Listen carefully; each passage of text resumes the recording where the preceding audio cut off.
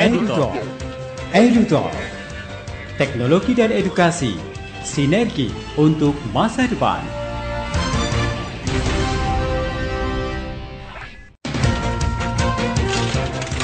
EduTalk. EduTalk. Teknologi dan edukasi, sinergi untuk masa depan.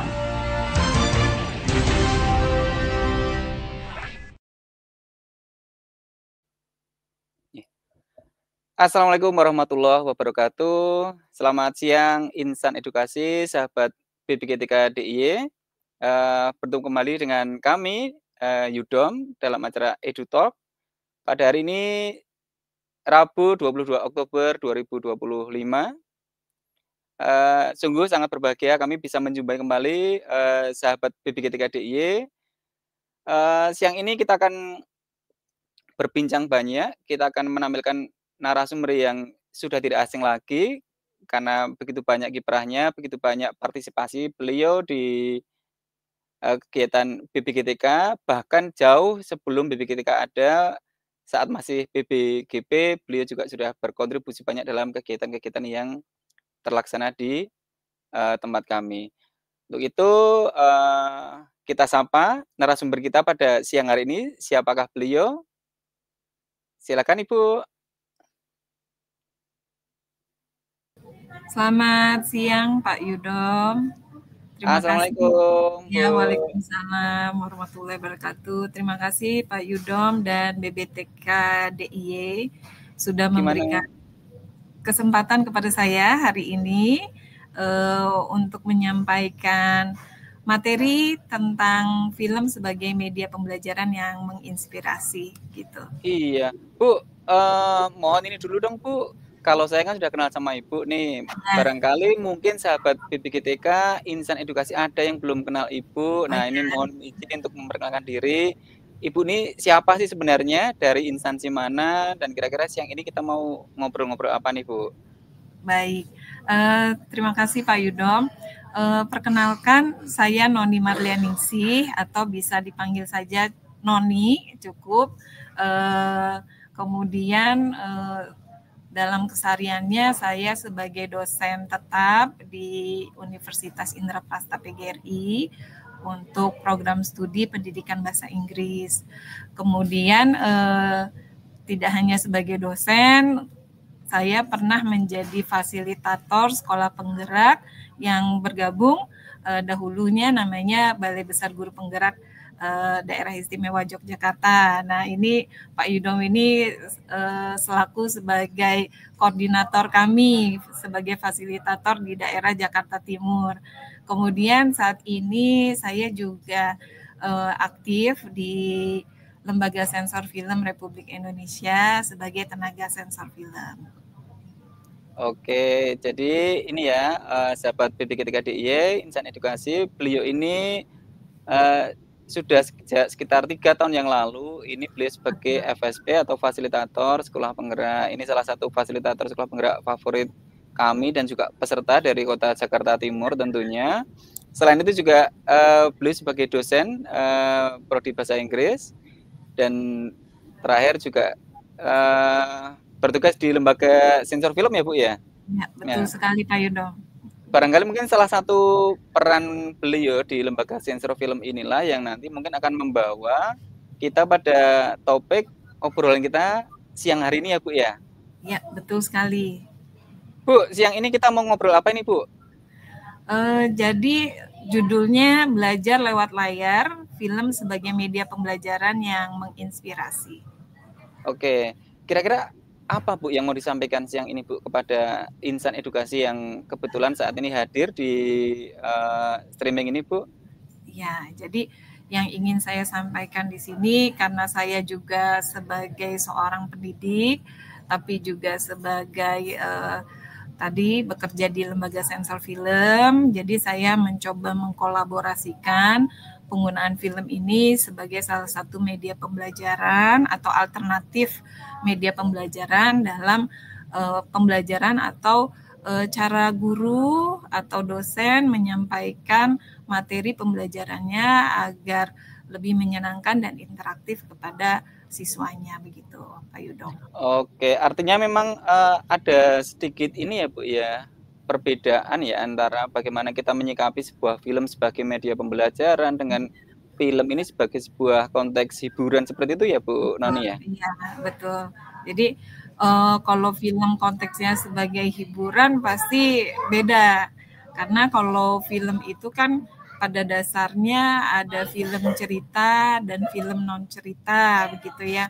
Kalau film non cerita ini yang biasanya digunakan untuk alternatif media pembelajaran, karena biasanya tujuannya menginformasikan, mendidik begitu ya, atau menyampaikan fakta atau peristiwa nyata. Tapi kalau tadi film yang tujuannya untuk hiburan biasanya fiksi ya, atau juga ada juga yang diambil dari kisah nyata tapi dibungkusnya lebih dramatik begitu. Oke, barangkali mungkin ada sedikit paparan yang mungkin akan Ibu sampaikan sehingga nanti bisa menjadi semacam pondasi bagi kita untuk mungkin untuk berdiskusi lebih lanjut. Seperti itu Bu Noning ya? Iya, betul sekali Pak Yudom. Jadi semoga pemaparan yang akan saya sampaikan bermanfaat, tidak hanya sekedar bincang-bincang, tetapi bisa berbagi ilmu pada siang hari ini. Begitu. Baik Bu Noni. Waktu dan tempat kami persilakan. Barangkali mungkin sambil kita paparan, sambil mungkin kita diskusikan ya Bu ya, mungkin slide-nya gitu ya. Betul.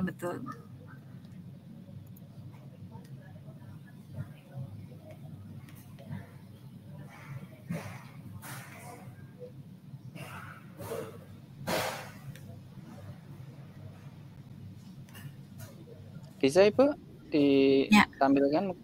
Apakah sudah ada Pak Yudom? Sebentar. Oke, sudah Bu. Iya, baik.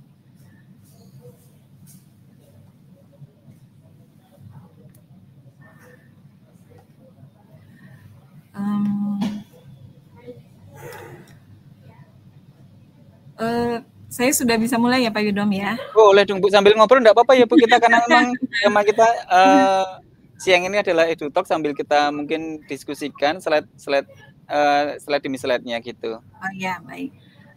Baik Pak, tadi yang sudah saya sampaikan bahwa saya akan menyampaikan belajar lewat layar ya. Di sini konteksnya film sebagai media pembelajaran yang menginspirasi. Nah, untuk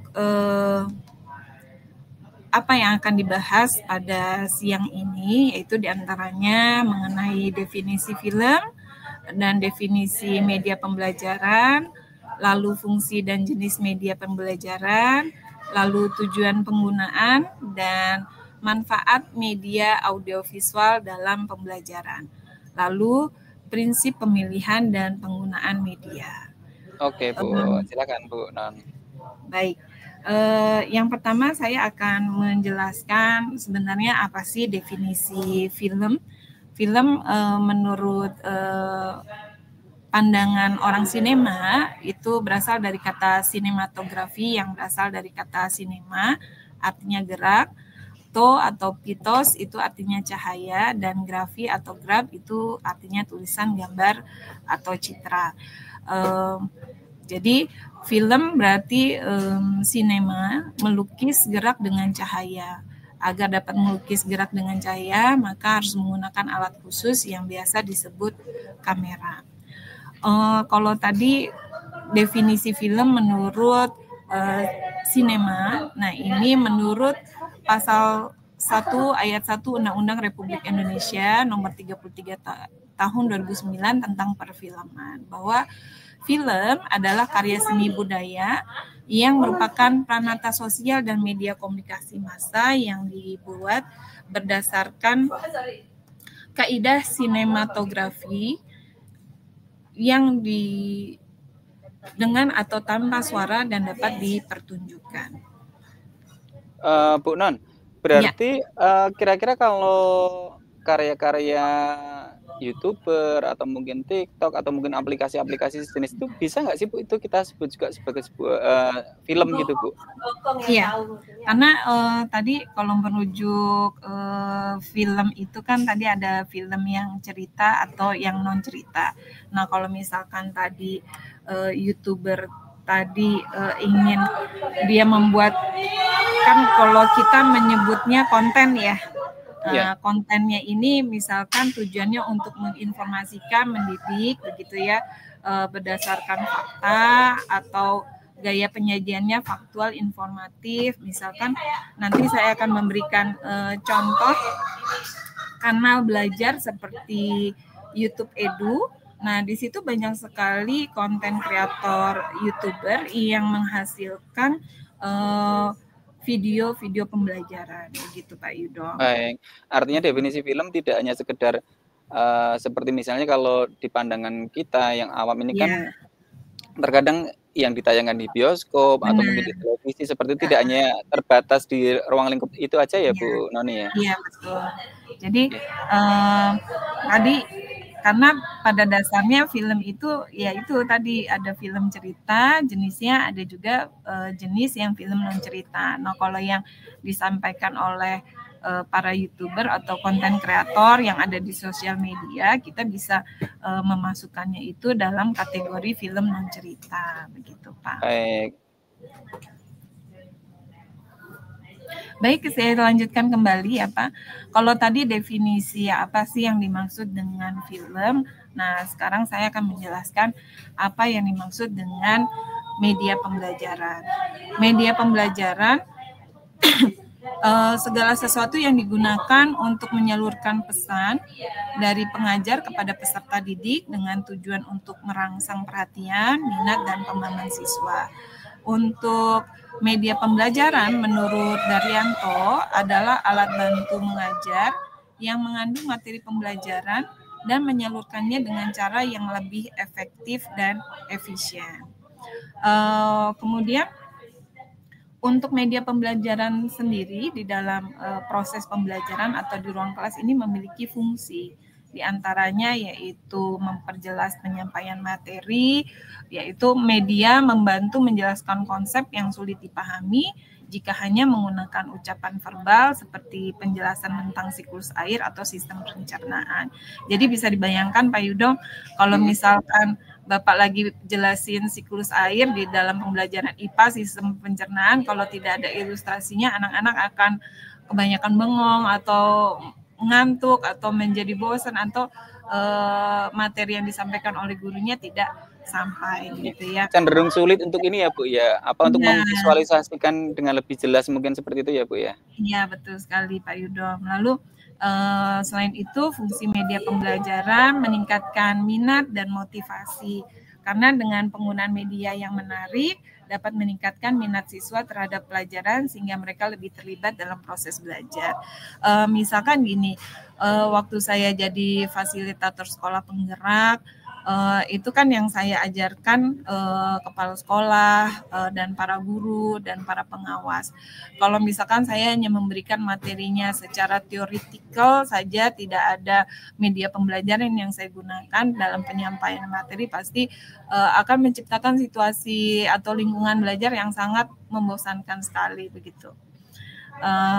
Tapi kalau tadi menggunakan media pembelajaran seperti media audiovisual, situasi menjadi lebih meningkatkan minat yang terlibat atau para peserta yang ada di kelas tersebut. Bu, lalu, tapi mohon maaf, terkait dengan fungsi media pembelajaran ini kan ada 3, yaitu memperjelas menyampaikan materi, mendukung pembelajaran aktif, kemudian meningkatkan minat dan motivasi belajar.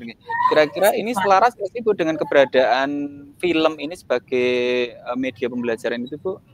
Iya. Apakah bisa mencakup film ini dapat juga mencakup hal-hal yang kita sebutkan di depan tadi Bu, seperti memperjelas penyampaian materi, mendukung pembelajaran, sekaligus meningkatkan motivasi juga Bu?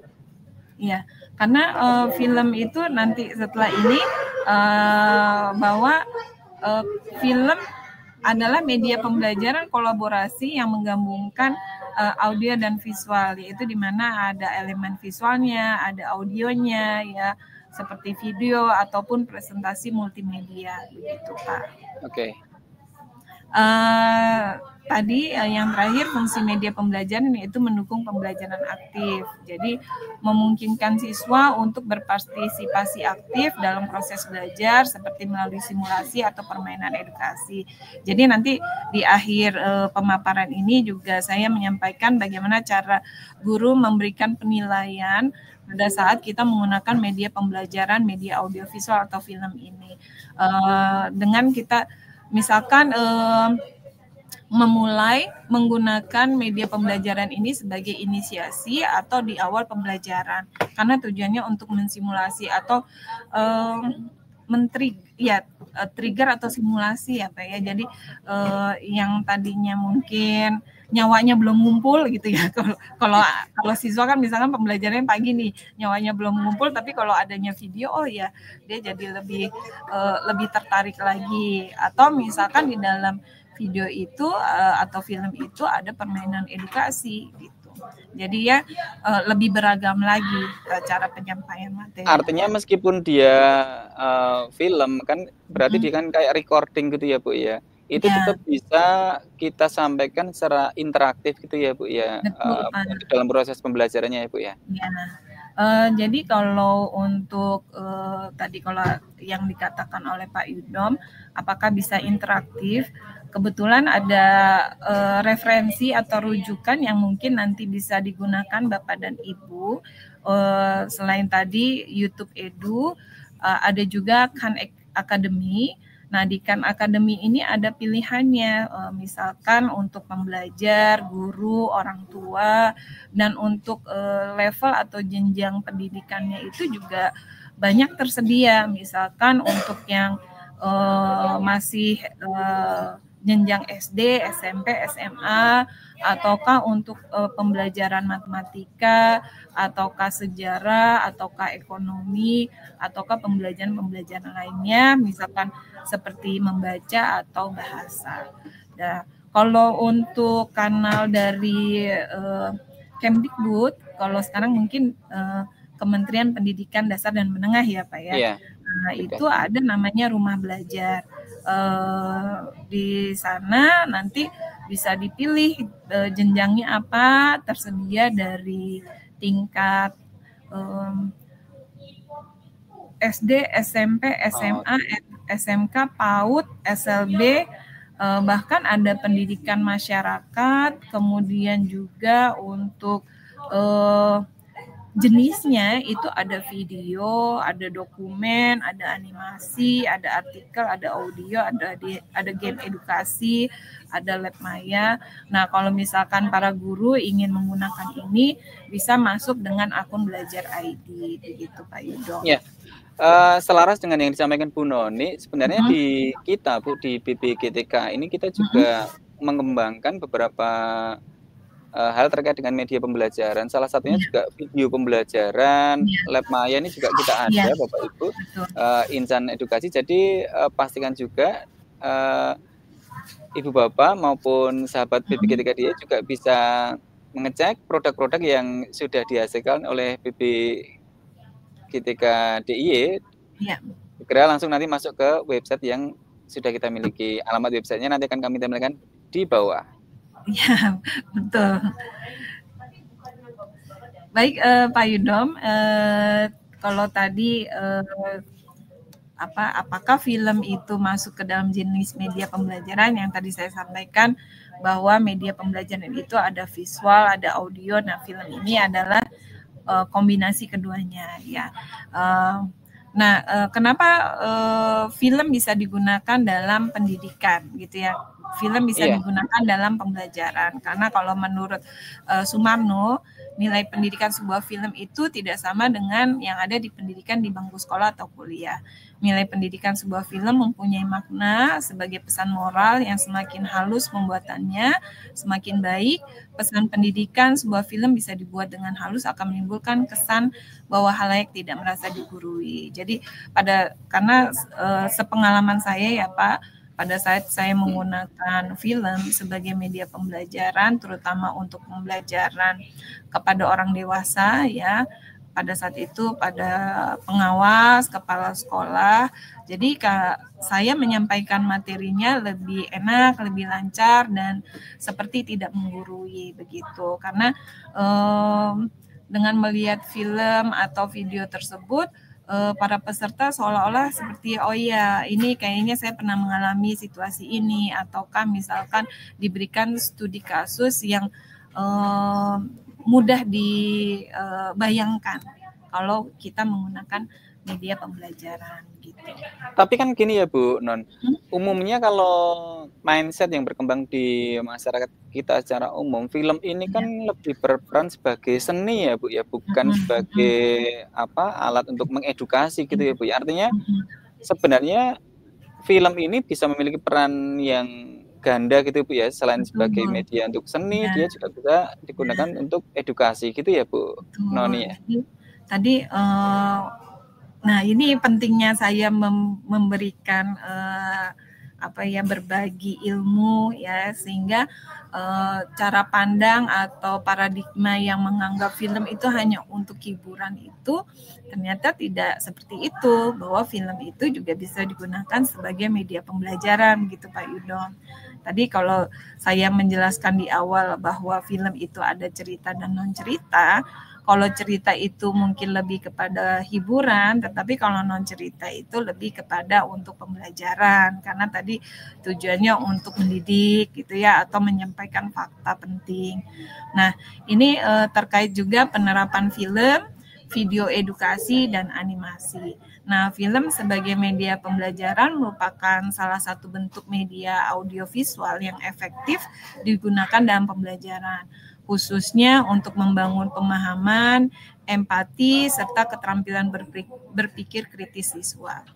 Nah, tadi kalau untuk membangun empati, misalkan untuk pembelajaran PPKN ya, bagaimana meningkatkan kesadaran saling tenggang rasa dan toleransi, itu kan nggak bisa diceritakan secara hanya verbal saja, tetapi memang harus diilustrasikan dalam film, sehingga anak misalkan dari jenjang kelas 1 sampai kelas 6 itu mereka serasa terlibat di dalam situasi di film tersebut begitu Pak. Jadi mereka merasa menjadi bagian dari film tersebut ya Bu ya. Oh iya, kalau saya misalkan posisinya ada di karakter A atau di karakter B, apakah sudah benar atau harus diperbaiki begitu. Nah, kemudian jenisnya tadi film sebagai media pembelajaran ada film dokumenter. Nah, film dokumenter ini banyak sekali Pak ya. Ada yang menyajikan fakta atau fenomena nyata. Biasanya ini film dokumenter cocok untuk pembelajaran IPS atau sosiologi. Nah, kemarin salah satunya Kementerian Kebudayaan, kan kalau dulu kan kita Kemdikbud satu kementerian, sekarang udah dipecah. Betul Bu, sudah Pak, bisa Bu sekarang Bu. Satunya Kementerian Kebudayaan.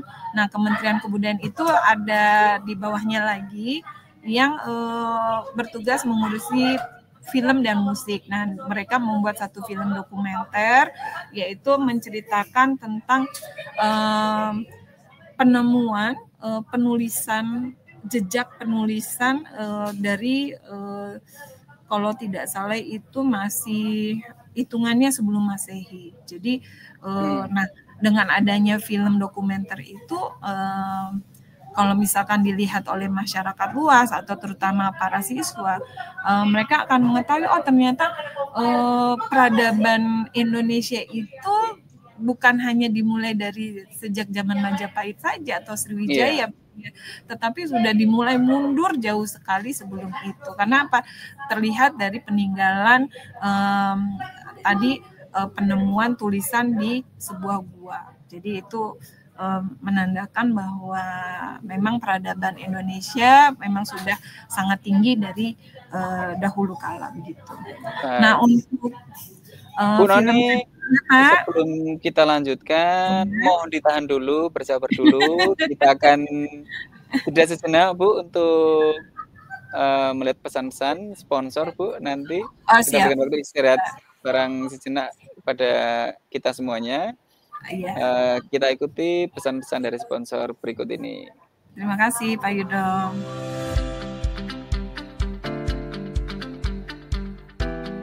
Kita tengah berada di era pemanfaatan teknologi seperti AI atau kecerdasan artifisial, mahadata, dan Internet of Things yang makin mendominasi berbagai sektor.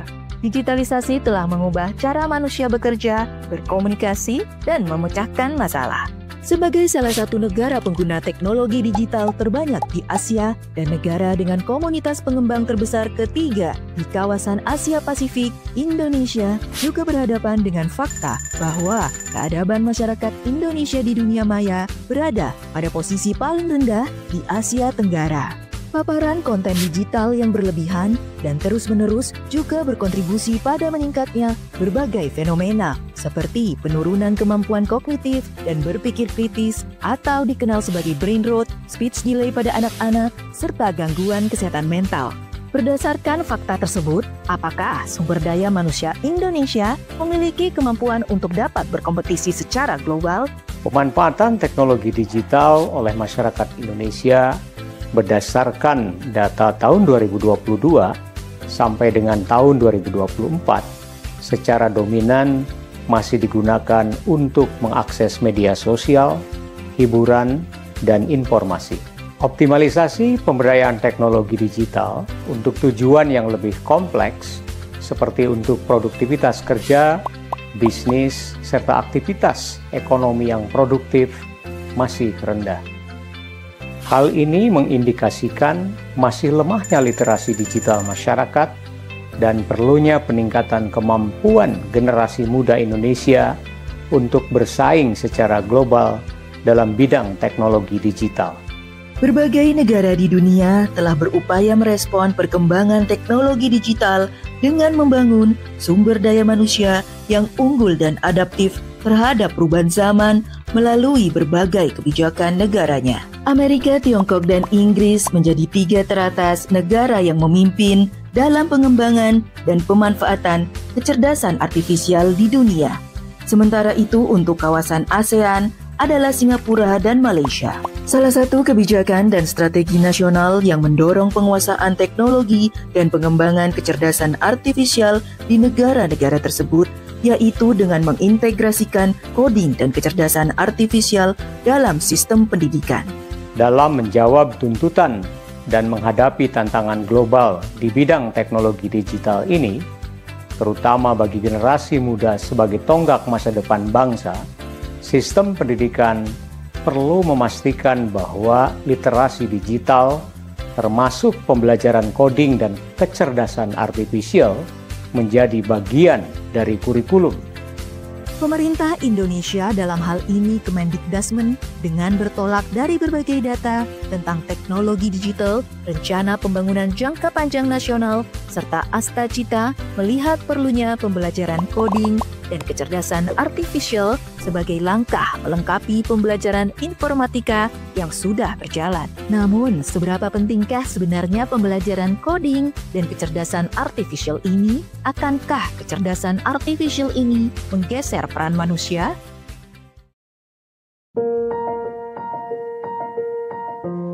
Pada pembelajaran coding dan kecerdasan artifisial ini, peserta didik pada dasarnya tidak hanya menghafal konsep, tetapi lebih dari itu melatih kemampuan peserta didik dalam menerapkan pemahaman mendalam untuk berpikir kritis, kreatif, kolaboratif, dan pemecahan masalah secara sistematis, efektif, dan juga efisien.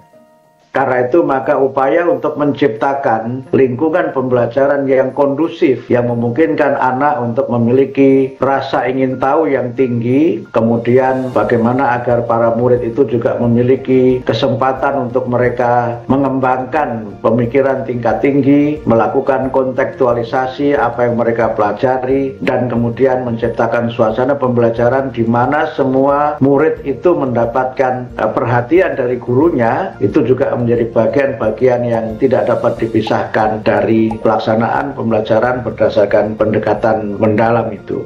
Pada pembelajaran coding dan kecerdasan artifisial, Peserta didik juga akan mengenal konsep pemahaman human-centered mindset, di mana teknologi bukan hanya tentang efisiensi, tetapi juga bagaimana teknologi dapat memberikan manfaat kepada manusia, tentu saja dengan memahami implikasi etis dari pemanfaatan kecerdasan artifisial. Kecerdasan artifisial bisa membuat manusia fokus pada permasalahan yang lebih kompleks dan bermakna, serta membutuhkan sentuhan emosional, empati, dan interaksi. Di samping itu juga membuat manusia bisa menjadi lebih fokus pada pekerjaan yang lebih berbobot dan bermakna. Maka dapat dipahami bahwa kecerdasan artifisial tidak menggeser peran manusia, namun justru membantu pengembangan diri manusia itu sendiri. Negara berperan dalam menyediakan dan memfasilitasi rakyatnya untuk mengembangkan diri, baik melalui kebijakan, aturan, dan infrastruktur. Di Indonesia, pengembangan pembelajaran coding dan kecerdasan artifisial masih berada pada tahap awal dan baru mulai diintegrasikan oleh beberapa satuan pendidikan, terutama di sekolah-sekolah yang telah memiliki akses terhadap teknologi dan dukungan sumber daya yang memadai. Lalu, bagaimana langkah yang dilakukan pemerintah untuk mengatasi hal ini? Pemerintah melalui Kemendikbudristek telah merancang strategi implementasi pembelajaran coding dan kecerdasan artifisial di satuan pendidikan. Peningkatan kompetensi pendidik diantaranya diberikan melalui pelatihan intensif bagi pendidik pelaksana pembelajaran coding dan kecerdasan artifisial, serta memastikan pemerataan akses terhadap infrastruktur digital di seluruh Indonesia. Ini saatnya para pemangku kepentingan meningkatkan kolaborasi untuk mendorong perubahan iklim teknologi digital di Indonesia. Dari pengguna menjadi inovator yang mampu bersaing di tingkat global melalui pembelajaran coding dan kecerdasan artifisial. Mari mewujudkan pendidikan bermutu untuk semua.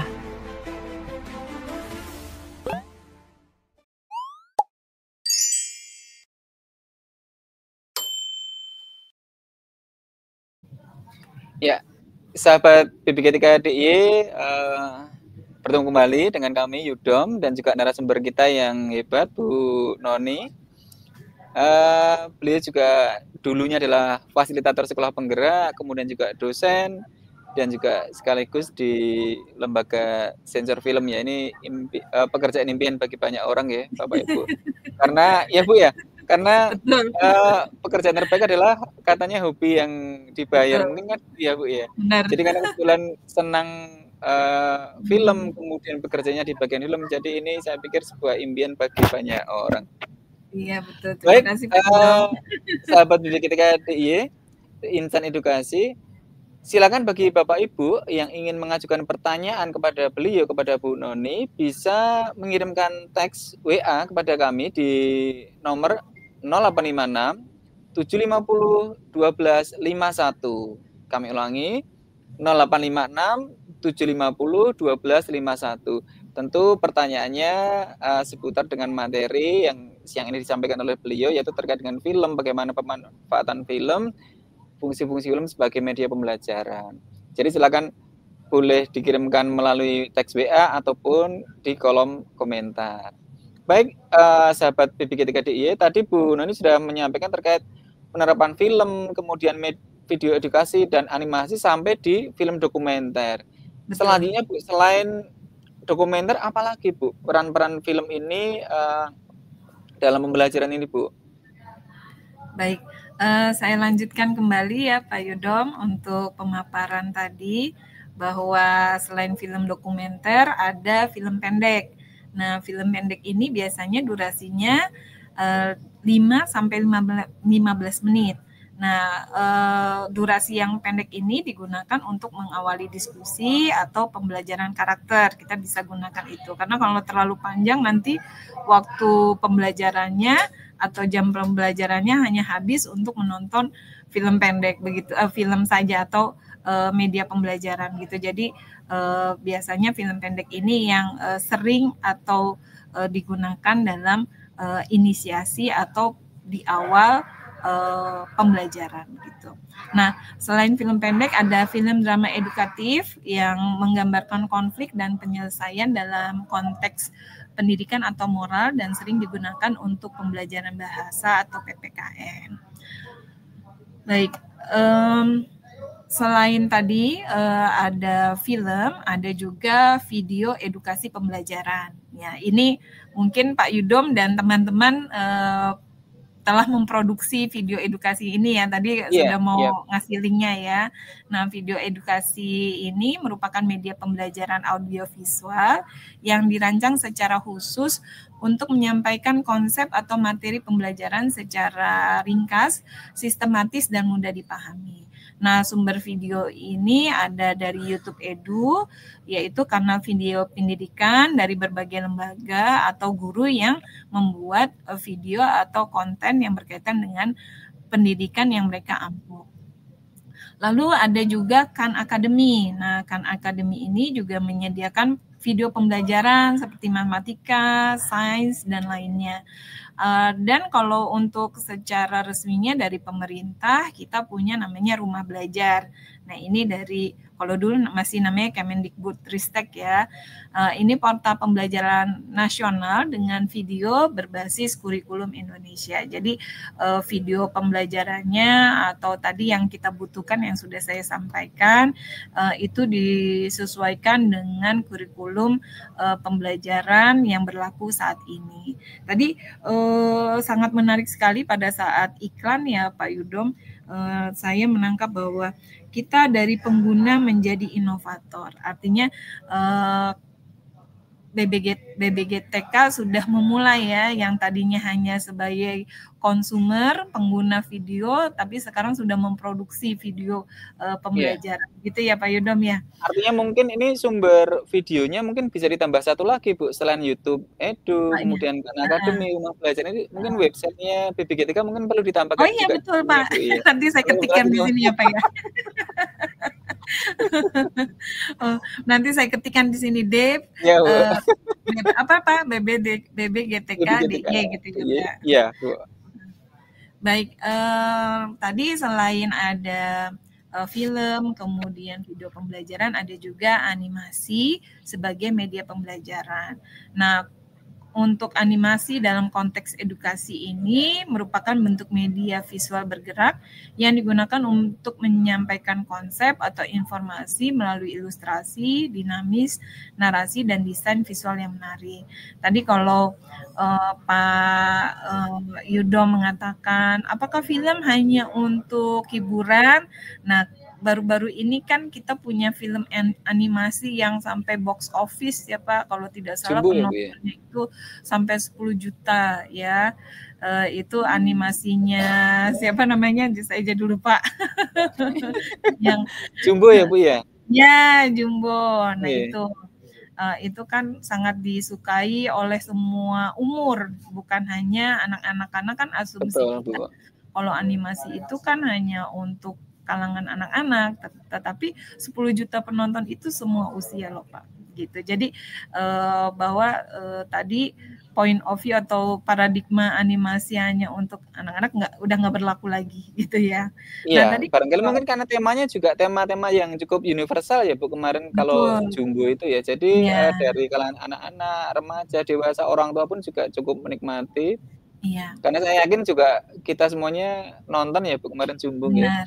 Jadi berpartisipasi aktif sehingga Jumbo menjadi film Indonesia terlaris Bu kemarin kalau tidak salah. Iya betul Pak, 10 juta penonton Pak. Nah ini kalau tadi saya melihat iklan dari Radio Edu ini tadi kan terkait dengan literasi digital. Nah ini ada fakta bahwa menurut Asosiasi Penyelenggara Jasa Internet Indonesia atau ABGI menunjukkan bahwa pada tahun 2024, berarti tahun kemarin ya, pengguna internet di Indonesia ini mencapai 221,5 juta jiwa atau sekitar 79,5% dari total populasi. Nah, angka ini menggambarkan tingginya potensi pemanfaatan media digital, termasuk media audiovisual dalam kegiatan pembelajaran dengan akses internet yang semakin luas dan cepat. Guru dan lembaga pendidikan memiliki peluang besar untuk memanfaatkan berbagai platform digital seperti YouTube, Canva for Education, aplikasi video interaktif, atau BBGTK tadi ya Pak ya. Jadi, Iya, Bu. Jadi kalau misalkan para guru atau pendidik yang ingin memiliki tambahan penghasilan, bisa dimulai tadi. Kalau kata Pak Yudom, pekerjaan yang paling enak adalah dari hobi kemudian menjadi suatu yang menghasilkan atau menjadi sumber penghasilan. Benar ya nggak Pak? Iya, betul. Kan seperti itu ya Bu ya. Heeh. Sudah kita melakukan pekerjaan yang kita sukai, dibayar pula. Benar. Kemudian tadi tujuan pemanfaatan film, video edukasi, dan animasi sebagai media pembelajaran inovatif, yaitu guru tidak lagi menjadi satu-satunya sumber informasi, melainkan fasilitator yang membantu siswa mengakses, mengevaluasi, dan menggunakan berbagai sumber belajar digital. Jadi kalau gaya belajar atau gaya mengajar atau pembelajaran situasi di kelas kan dulu hanya satu arah gitu ya Pak ya. Betul, Bu. Kalau sekarang Iya. kan diharapkan dua arah dan guru itu hanya sebagai fasilitator, hanya mendampingi, mengarahkan gitu ya Pak, dan membimbing. Jadi siswa tidak selalu disuapin atau dicekokin gitu ya, tapi Tidak hanya mereka sekedar menjadi objek gitu ya Bu, mungkin ya iya siswa ya benar, tapi dalam mereka proses tadi pembelajaran.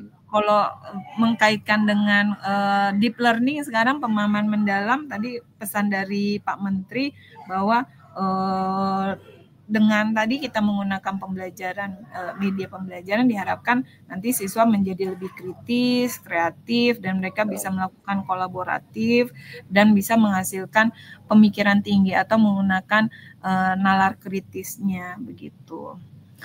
Nah, selain itu tujuannya melalui media audiovisual, guru tidak hanya dapat mentransfer pengetahuan, tetapi juga membangun pengalaman belajar yang lebih menyenangkan dan interaktif. Untuk membantu peserta didik memahami materi pelajaran dengan lebih mudah, menarik, dan bermakna. Lalu penggunaan media audiovisual dalam pembelajaran untuk meningkatkan efektivitas penyampaian informasi, memperjelas konsep abstrak, serta menciptakan pengalaman belajar. Nah, jadi bisa dibayangkan kalau misalkan Pak Yudom sedang mau mengajarkan matematika gitu ya, itu bisa mungkin rumusannya atau praktik mengajarnya di satu papan tulis bisa penuh atau bisa dihapus lagi, nulis lagi begitu ya. Tapi kalau tadi kita menggunakan media pembelajarannya lebih efisien. Jadi dan anak-anak juga tadi menangkap visual atau penjelasan pemaparan itu bisa lebih terang begitu. Tapi sebenarnya ini enggak sih Bu, kalau kita lihat dari tujuan pemanfaatan film kan ada beberapa tadi yang disampaikan, ada sekitar 4 kalau kami tidak keliru tadi. Ini apakah sebenarnya nanti dalam setiap konsep pembelajaran ini bisa kita sisipkan videonya ini Bu, atau dia memang ya tetap ada batasan tertentu bahwa ada topik-topik, tema-tema tertentu yang memang dia video ini mungkin nggak bisa nih Bu jangkau sampai ke situ, kalau berdasarkan pengalaman Ibu selama ini? Kalau pengalaman saya sebagai pengajar, ya dosen, guru gitu ya, saya alhamdulillah juga ngajarnya juga dengan dari jenjang PAUD pernah sampai yang dewasa gitu ya, pengawas, kepala sekolah, dan para guru. Nah itu dengan menggunakan film atau media audiovisual ini sebetulnya membantu. Tadi apakah mau ditaruhnya ini atau digunakannya di awal atau inisiasi dalam pembelajaran, atau maukah di tengah, ataukah mau di akhir, itu sebetulnya bebas-bebas saja. Tetapi tadi yang dipilih filmnya film pendek, jangan terlalu panjang. Kalau terlalu panjang nanti bisa habis waktunya Bu ya. Betul. Yang terpenting nanti film itu mendukung materi yang kita jelaskan. Jangan sampai mengambil porsi durasi si fasilitator atau gurunya atau dosennya begitu, Pak. Iya, betul. Baik, nah ini manfaat menggunakan media audiovisual dalam pembelajaran tidak hanya sebagai alat bantu pengajaran, tetapi juga sebagai sarana untuk menciptakan suasana belajar yang lebih hidup, interaktif, dan bermakna, lalu meningkatkan daya tarik dan motivasi belajar siswa.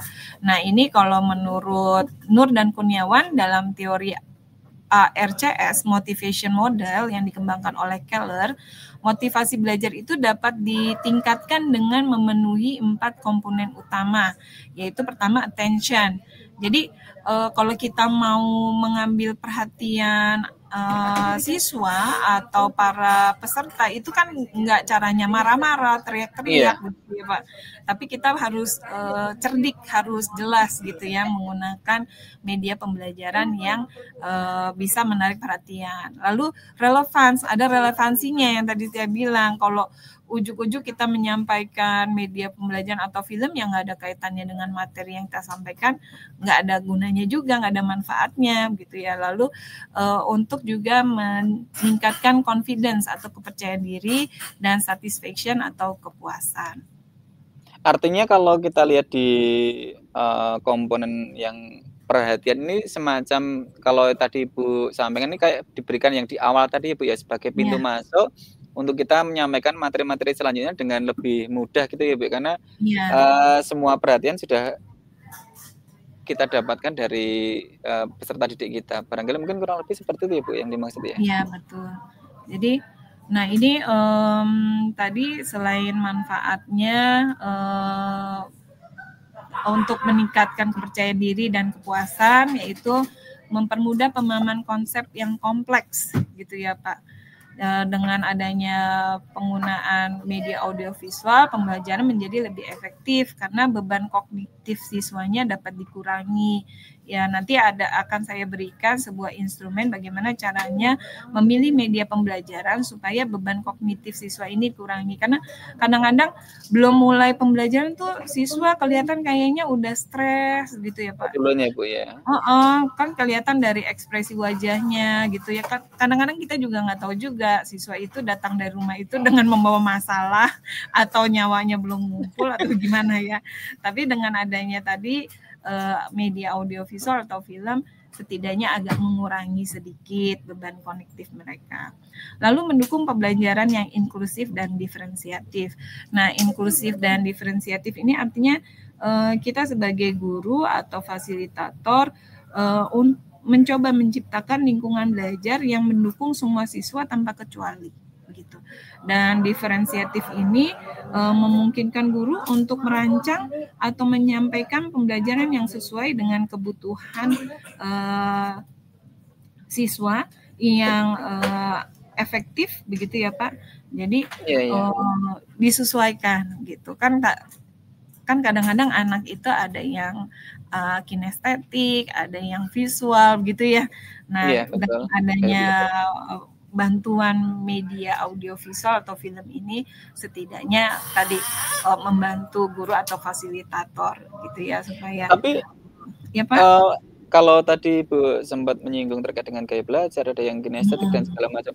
Kira-kira dengan media pembelajaran yang sifatnya audiovisual ini kira-kira bagi anak-anak yang kinestetik ini dampaknya gimana Bu? Sudah ada belum Bu semacam penelitian atau hal-hal yang mungkin melihat impact atau dampak-dampak yang diberikan oleh media pembelajaran audiovisual ini Bu?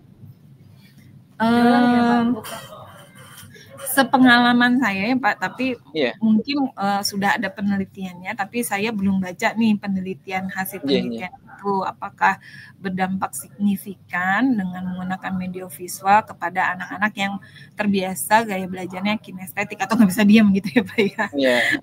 Nah, kalau sepengalaman saya itu memang attention atau perhatian anak-anak itu mereka menjadi lebih meningkat begitu. Karena tadi mungkin tampilan warna ya Pak ya, kemudian ada intonasi suara. Kan kalau kadang-kadang kalau guru atau fasilitator datang ke kelas lagi keadaannya lelah atau capek kan nadanya datar aja, apa kabar anak-anak, selamat pagi, selamat siang, sudah makan belum? Tapi kan kalau film itu kan nadanya naik turun itu kan juga betul. bisa meningkatkan perhatian mereka begitu. Lalu selain itu mendorong keterlibatan emosional dan pengalaman belajar yang lebih nyata, lalu peningkatan motivasi dan perhatian siswa, pemahaman yang lebih baik terhadap konsep, peningkatan daya ingat, keberagaman metode pengajaran, serta pengalaman belajar yang lebih kontekstual dan bermakna. Nah, kalau misalkan kayak Pak Yudong kan, khusus untuk matematika, itu kan matematika bukan sesuatu yang harus dihafal, rumusnya harus dihafal, karena kalau hanya dihafal, nanti nggak akan bisa, ya harus dipahami. Nah, cara memahaminya ya tadi, kalau misalkan hanya menulis, praktik di papan tulis kan lebih terkesan monoton ya Pak. Iya, cepat hilangnya Bu biasanya. Cepat hilangnya. Tapi kalau misalkan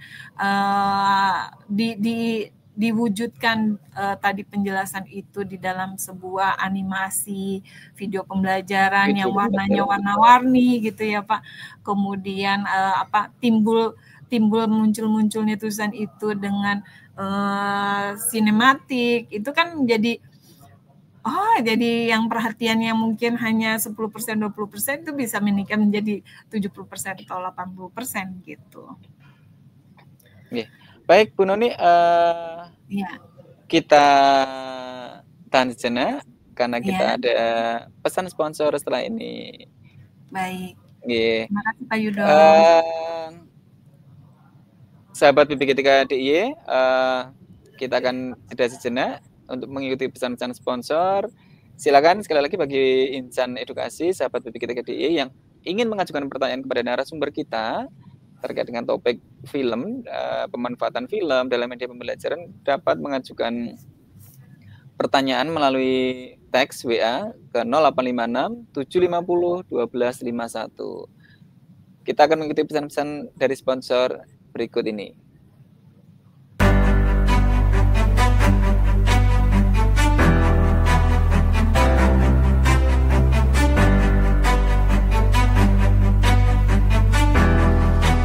Sebuah terobosan strategis akan diluncurkan oleh Kementerian Pendidikan Dasar dan Menengah dalam mendukung Astacita dan program prioritas Presiden Republik Indonesia.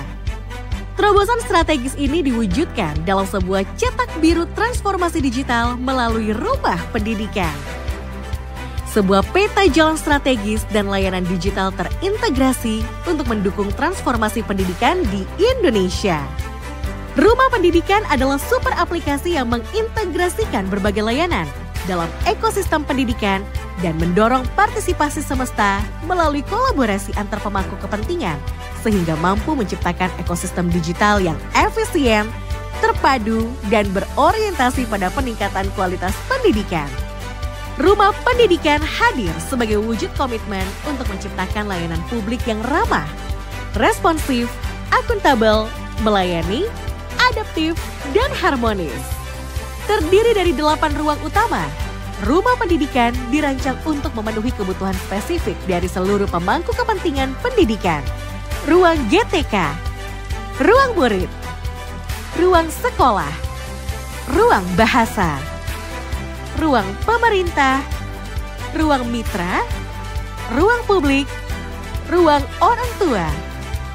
Mari bergerak bersama menuju Indonesia yang lebih maju melalui super aplikasi Rumah Pendidikan dengan kolaborasi, inovasi, dan semangat untuk menciptakan perubahan. Kita wujudkan pendidikan bermutu untuk semua.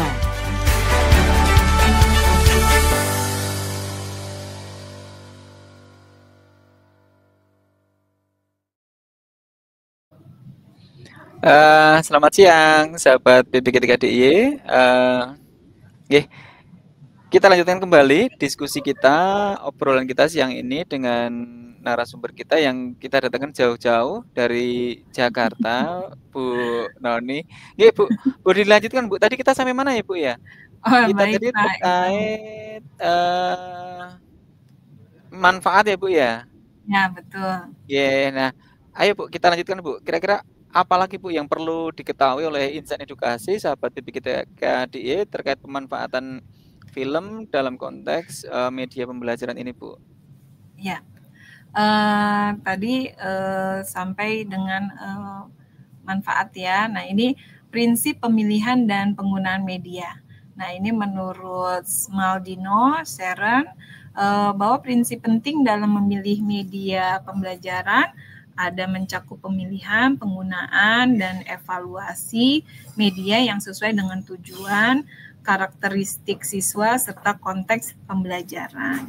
Nah, tadi kalau pas iklan saya melihat video ya bahwa pemerintah kita sudah memiliki rumah pendidikan. Coba bayangkan Pak, kalau nggak ada video tadi, ya kita nggak tahu nih ternyata pemerintah kita udah bikin satu program yang sangat mendukung kemajuan pendidikan Indonesia. Betul nggak Pak Yudo? Iya. Informasinya tidak sampai ke masyarakat ya Bu ya kalau iya benar. Tapi dengan adanya video tadi, saya pun jadi ngerti. Oh iya ya ternyata ada tuh namanya rumah pendidikan super aplikasi, ada untuk ruang GTK, murid, orang tua, ternyata lengkap gitu ya Pak ya. Dan itu ternyata kolaborasi antar pemangku kepentingan. Nah ini kalau dikaitkan dengan tadi pemilihan dan penggunaan media, kenapa sih kita harus memilih gitu ya? Karena harus tepat sasaran juga gitu Pak. Baik, nah ini ada prinsip pemilihan media pembelajaran, diantaranya kesesuaian dengan tujuan pembelajaran, yaitu media dipilih untuk mendukung pencapaian kompetensi yang dirumuskan dengan indikator hasil belajar. Contohnya menggunakan video eksperimen sains untuk menjelaskan konsep reaksi kimia pada pelajaran IPA. Lalu ketersesuaian dengan karakteristik siswa, media harus sesuai dengan usia tingkat kognitif, gaya belajar, latar belakang siswa agar mudah dipahami dan menarik. Nah, contohnya menggunakan animasi kartun dengan narasi sederhana untuk siswa SD dalam menjelaskan pentingnya menjaga kebersihan diri. Lalu kesesuaian dengan materi pembelajaran, yaitu media dipilih berdasarkan sifat dan tingkat kesulitan materi yang diajarkan, materi abstrak atau proses dinamis, lebih cocok disampaikan lewat media visual atau audiovisual. Contohnya, menggunakan simulasi digital interaktif untuk menjelaskan proses peredaran darah di kelas biologi SMA. Lalu, prinsip pemilihan media selanjutnya, ketersediaan dan kelayakan media. Media harus tersedia, mudah diakses, dan dapat digunakan dengan perangkat yang ada, serta tidak membebani secara teknis maupun biaya. Nah, contohnya misalkan menggunakan video YouTube edukatif atau video dari BPKDI gitu ya, yang sudah tersedia secara gratis dan bisa diakses di kelas yang sudah dilengkapi dengan proyektor. Selanjutnya yaitu kejelasan pesan dan penyederhanaan informasi. Media harus menyajikan informasi secara sederhana, tidak terlalu padat dan fokus pada inti materi. Hindari tampilan yang ramai dan tidak relevan. Jadi harus efisien juga Pak Yudo. Contohnya misalkan menggunakan infografik singkat yang menjelaskan langkah-langkah menyusun teks prosedur dalam pembelajaran bahasa Indonesia. Tadi juga dilihat kan bahwa video yang singkat tadi kita jadi tahu program pemerintah. Nah itu salah satu contohnya juga. Lalu bisa menyampaikan pesan ya Bu ya tadi yang jelas. Iya betul sangat jelas sekali Pak. Saya jadi tahu ada rumah pendidikan ya gitu. Lalu mendorong aktivitas belajar yang bermakna. Media harus merangsang siswa untuk berpikir kritis, interaktif, diskusi atau memecahkan masalah, bukan hanya pasif menonton atau mendengarkan. Contohnya menggunakan video pemantik atau video problem based learning untuk mengawali diskusi kelompok, misalkan dalam pembelajaran IPS. Lalu menerapkan prinsip desain multimedia oleh Mayer, ini menghindari informasi yang berlebihan atau redundansi, menyeimbangkan teks, narasi, dan gambar, serta menghindari elemen dekoratif yang tidak relevan. Artinya semuanya proporsional. Nah, contohnya ini menyajikan video dengan narasi suara, visual pendukung, tanpa teks berjalan yang berlebihan, atau gambar hiasan yang mengganggu. Lalu relevansi konteks dan budaya lokal. Media hendaknya mencerminkan konteks kehidupan siswa, budaya lokal, atau situasi nyata yang dikenal siswa, sehingga pembelajaran menjadi lebih bermakna. Contohnya menggunakan film dokumenter lokal yang menampilkan tradisi pertanian, masyarakat sekitar dalam pembelajaran geografi atau sosiologi. Nah, kemarin pada saat saya berpengalaman menjadi fasilitator untuk jenjang PAUD, misalkan mereka mau menjelaskan tentang budaya, misalkan budaya Betawi. Itu kan kalau hanya dijelaskan secara verbal, ya budaya Betawi itu nggak akan nyampe kepada anak-anak yang jenjang PAUD. Itu makanya adanya media audiovisual atau film ini setidaknya membantu guru menjelaskan sebenarnya apa sih itu budaya Betawi, jenis-jenisnya apa gitu ya. Kapan kita bisa melihat budaya Betawi ini untuk event-event kapan begitu, Pak. Bu Noni, sebelum kita lanjutkan ini ada dua pertanyaan Ibu dari sahabat PBG3DI ya. Karena kebetulan waktu kita juga tidak lama Bu, tinggal sekitar kurang lebih 5 menit ke depan. Ini ada dua pertanyaan, coba kami bacakan. Barangkali mungkin cukup menarik Bu ini Bu sebenarnya pertanyaannya. Terkait dengan kendala-kendala yang mungkin dialami Bu. Karena bagaimana, ini pertanyaan pertama, ini bagaimana kita menyikapi kendala-kendala yang dialami dalam hal pemanfaatan video ini Bu. Karena tidak semua sekolah, tidak semua guru ini bisa memiliki resource atau sumber yang cukup dalam mencari sumber video. Barangkali mungkin keterbatasan internetnya, kemudian keterbatasan perangkatnya ini kan barangkali ditemui di beberapa sekolah ya Bu. Itu yang pertama. Bagaimana kita menyikapi keterbatasan-keterbatasan yang ada. Kemudian yang kedua Bu, saat ini kan marak ya Bu, pemanfaatan AI kemudian dan yang lain-lain, kemudian Canva dan sebagainya. Kira-kira masa depan pembelajaran berbasis film ini nanti gimana Bu Non? Apakah masih cukup cerah atau mungkin justru bisa berkolaborasi dengan platform-platform yang ada seperti itu Bu Non? Iya, baik. Terima kasih untuk pertanyaannya. Baik Pak Yudom, tadi bagaimana menyikapi kalau guru-guru berada atau mengajar di sekolah gitu ya Pak ya, yang fasilitasnya sangat terbatas. Gitu ya. Betul Bu. Untuk penggunaan media audiovisual ini adalah salah satu alternatif. Kalau misalkan tadi fasilitasnya tidak memadai, bagaimana sih cara menciptakan situasi pembelajaran yang interaktif? Misalkan kalau misalkan belajar tentang IPA, ya proses misalkan penghijauan daunnya, klorofil, ya berarti kita harus membawanya ke alam gitu ya Pak. Iya, benar-benar dikasih contoh daun, jangan hanya membayangkan gitu.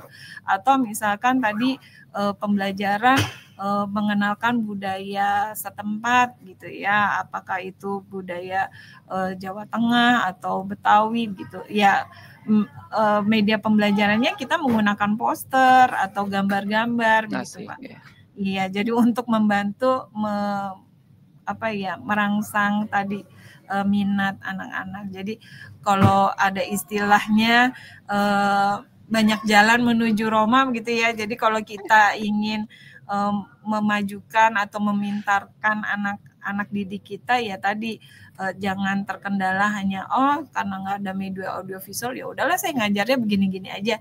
Jadi tidak begitu juga gitu. Artinya kita berikan beberapa alternatif yang tidak selalu mungkin konsep audiovisual sehingga bisa memberikan pengalaman yang lebih nyata kepada siswa gitu ya Bu. Iya betul. Atau misalkan mendatangkan narasumbernya langsung gitu ya. Iya, Kan betul, kalau iya. sekarang banyak tuh praktisi mengajar ya Pak ya. Jadi mereka mau datang ke kelas dengan sukarela, dengan berbagi pengalaman mereka, misalkan sebagai peneliti, sebagai dokter, atau sebagai polisi gitu ya, atau profesi-profesi yang lainnya yang bisa menambah minat dan motivasi belajar siswa begitu. Nah, pertanyaan kedua ya Pak. Iya Bu. Bagaimana kolaborasi pemanfaatan AI ini dalam pembuatan pembelajaran media pembelajaran audiovisual film ini ya Pak? Karena sekarang kayak misalkan Canva gitu ya Pak. Pada saat saya nih buat gitu ya, kalau dulu kan PowerPoint ya.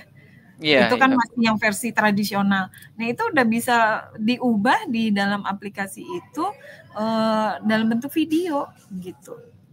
Jadi kita juga nggak usah, maksudnya nggak terlalu capek-capek. Aduh, nanti saya temanya gimana ya? Itu udah tinggal langsung aja pilih temanya apa, mau temanya film, temanya pendidikan, atau temanya misalkan matematika gitu ya, temanya IPA atau temanya organ tubuh manusia gitu.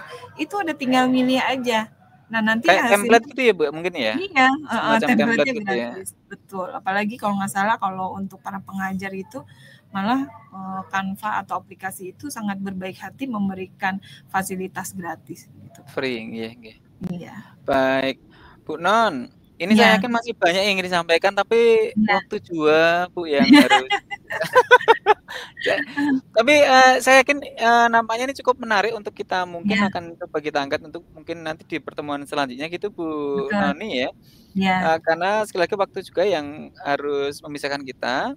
Bu Non mungkin bisa diberikan closing statement-nya seperti apa terkait bagaimana pemanfaatan film dalam media pembelajaran ini Bu, sehingga bisa memberikan inspirasi bagi sahabat BPGTK.DIY dan juga insan edukasi yang kebetulan siang ini hadir dan menyimak paparan dari Ibu.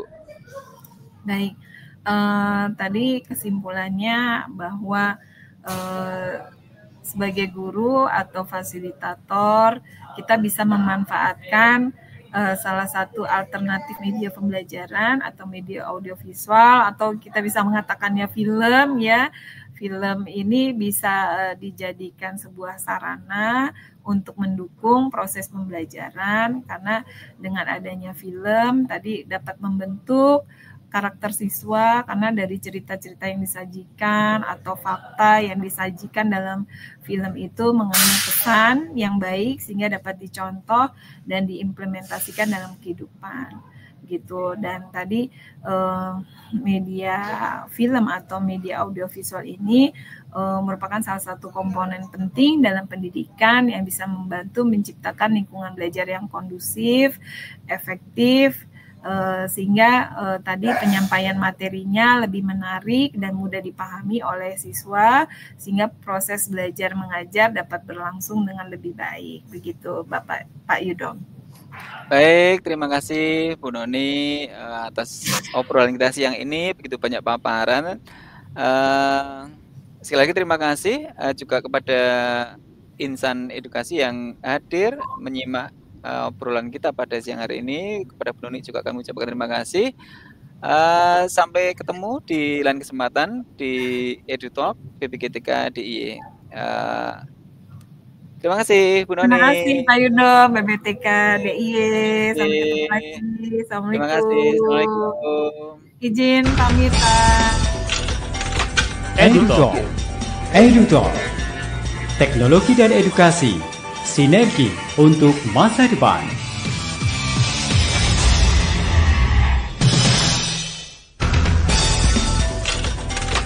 EduTalk.